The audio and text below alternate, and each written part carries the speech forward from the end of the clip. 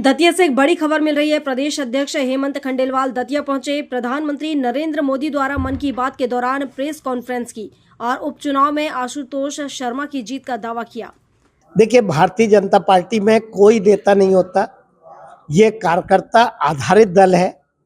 मोदी जी के नेतृत्व में लगातार हम अपनी विचारधारा के लिए काम करते हैं और इसलिए कोई भी प्रत्याशी हो, चाहे मैं हूँ, चाहे प्रत्याशी हो, चाहे हमारे मुख्यमंत्री हो, हम पहले कार्यकर्ता हैं, बाद में नेता है और इसी आधार पे कार्यकर्ता काम भी कर रहा है। इसी आधार पे कार्यकर्ताओं की मेहनत से भारतीय जनता पार्टी ये चुनाव जीतने जा रही है। मतदाताओं का विश्वास और आशीर्वाद हमें मिल रहा है। महिलाओं की लाडली बहना के अलावा ये दतिया उपचुनाव में और कौन सी महिलाओं से सक्रिय मुद्दे हैं और क्या मुद्दे हैं? देखिए, समाज की अपेक्षा रहती है कि योजनाएं समाज हित की जो है वो तो रही, लाडली बहना जैसी योजनाएं, लेकिन समाज सुरक्षित महसूस करे, लॉ एंड ऑर्डर हो, विकास हो और जो क्षेत्र है उसका भविष्य और उज्जवल हो और विकसित हो, इसके लिए लोग बात करते हैं और इसीलिए मतदाता का रुझान भारतीय जनता पार्टी के प्रति है, क्योंकि वो ये समझ गया कि पिछले 2.5 साल में दतिया में विकास का पहिया जो रुका था, अब भारतीय जनता पार्टी के साथ आने पे चलेगा, भारतीय जनता पार्टी को आशीर्वाद देने से चलेगा और इसीलिए यहाँ उत्साह का वातावरण है। भारतीय जनता पार्टी के पक्ष में एक वातावरण बना हुआ है।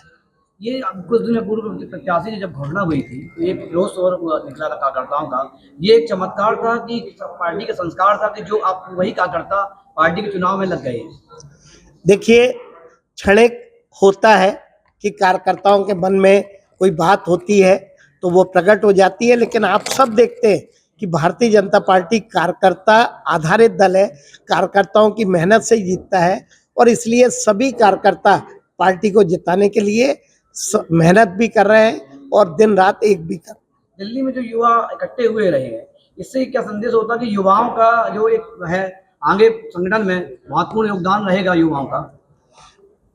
देश का युवा, मध्य प्रदेश का युवा या दतिया का युवा भारतीय जनता पार्टी के साथ है।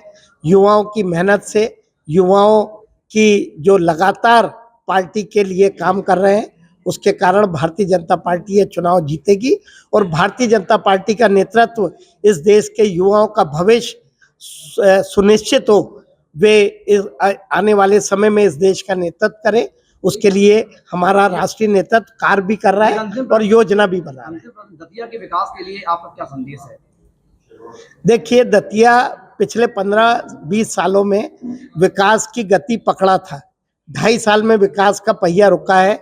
आने वाले समय में दतिया इस देश का, जहां तक हम माई की बात करें तो पूरे देश का आस्था का केंद्र है और यहाँ टूरिज्म है, आए लोग यहाँ पे और आए और दतिया में रोजगार बढ़े, उद्योग आए, इंफ्रास्ट्रक्चर बढ़े, यहाँ पे शिक्षा और चिकित्सा की सुविधाएं हों।